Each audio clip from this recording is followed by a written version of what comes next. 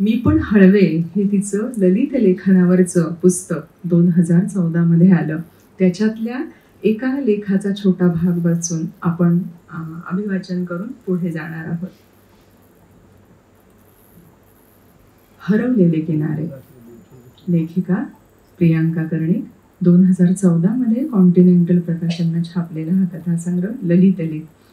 अगदी 30-35 वर्षांपूर्वी पहिल्यांदा गोव्याला गेल्यावर स्वप्नातलं गाव भेटल्यासारखं वाटलं होतं.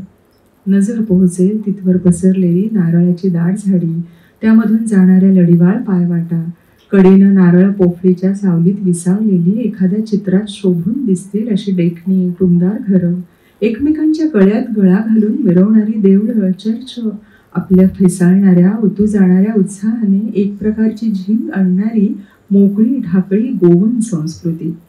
या सगळ्या सौंदर्याचा मानबिंदू म्हणजे गोव्याचे नितांत सुंदर समुद्र किनारे. त्या किनाऱ्यांनी मला किती वेड लावलं.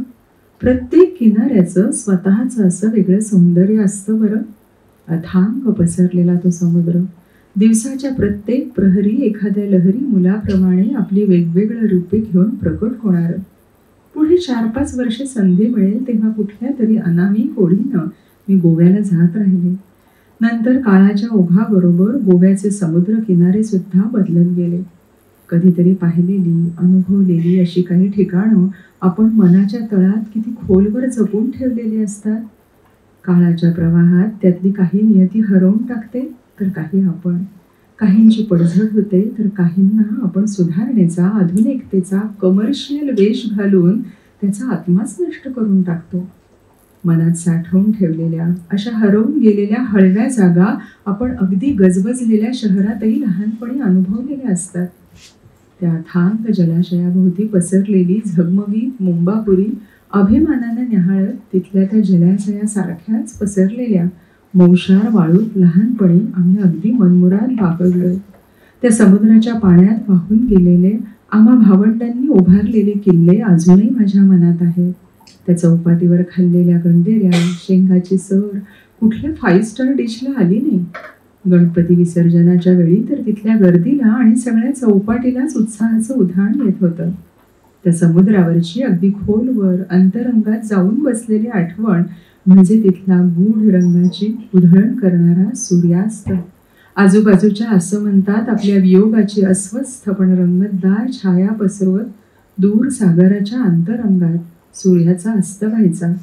त्या लहान वयात सुद्धा सूर्यास्ताच्या वेळी नीटशी न उमगलेली, मनाला स्पर्शून जाणारी हुरहुर मला आजही आठवते. पुढं काही वर्षांनी आजोळी जाणं हळूहळू कमी होत गेलं. कधी धावत पळत गेलोच तरी समुद्रावर जाऊन निवांत बसणं असं झालंच नाही.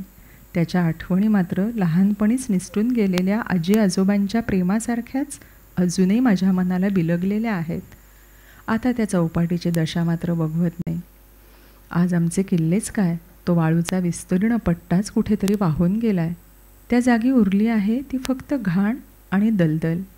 आजोळपेक्षाही जिव्हाळ्याच्या आठवणींनी आपलं मन व्यापून टाकणाऱ्या जन्मगावाचं, ज्याच्या अंगा खांद्यावर खेळत आपण लहानाचे मोठे झाले असतो, त्याचं बदलणारं परकं रूप मनाला अतिशय अस्वस्थ करतं. अगदी माझ्याच अशा त्या अंतरीच्या ओळखीच्या गावात गेलं की एखाद्या अनोळखी ठिकाणी आल्यासारखी, वाट चुकल्यासारखी मी भिरभिरत राहते. तिथली प्रत्येक गल्ली, नाका, दुकान, रस्ता, वास्तू याला स्वतःची अशी एक जिवंत आठवण असते. आता तिथे त्यातलं काहीच दिसत नाही. जे काही थोडंफार शिल्लक असतं तेही नवीन बदललेल्या स्वरूपाचं. त्या पडझडीतून स्वतःला वाचवत एक जुनी वास्तू आजही आमच्या गल्लीत कशी तरी उभी आहे, पण तिच्यावर झालेल्या काळाच्या आघाताच्या खुणा पाहवत नाहीत. अगदी आत्तापर्यंत असलेल्या आईचं प्रत्येक दिवसागणिक जीर्ण होत जाणारं रूप जसं मनाला वेदना देतं, तशाच वेदना त्या घराकडे पाहून मला होतात. आज खोलवर माझ्या मनाच्या डोहात आईचं कुटुंबासाठी नोकरी करण्यासाठी धावपळ करणारं प्रेमळ कर्तव्यदक्ष रूप माझ्या मनात जिवंत आहे बरं. पण त्याच डोहाच्या पाण्यात पडलेलं आईचं शेवटचं असह्य प्रतिबिंब मन पिळवटून टाकतंय माझं.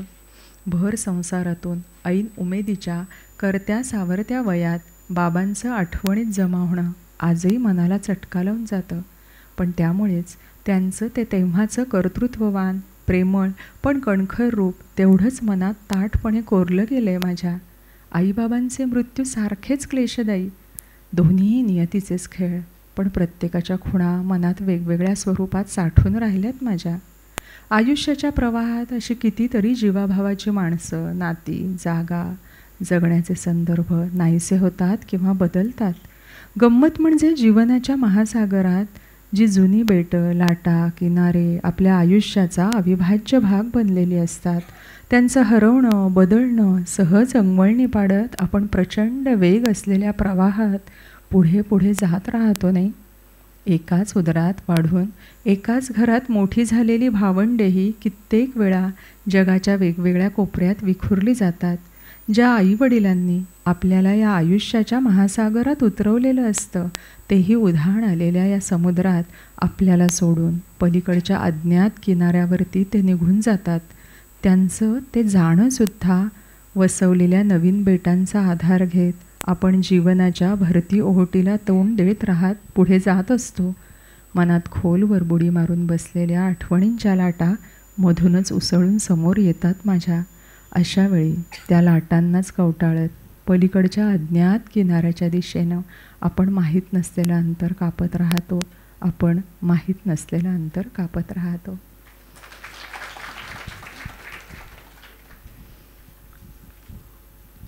मला असं वाटतं की प्रियांकाच्या मनातला हा अगदी हळवा कोपरा तिच्या आईबाबांच्या आठवणींचा, आणि मग मी पण हळवेमधला हरवलेले किनारे हा एक सुंदर ललित लेख प्रियांका लिहून जाते.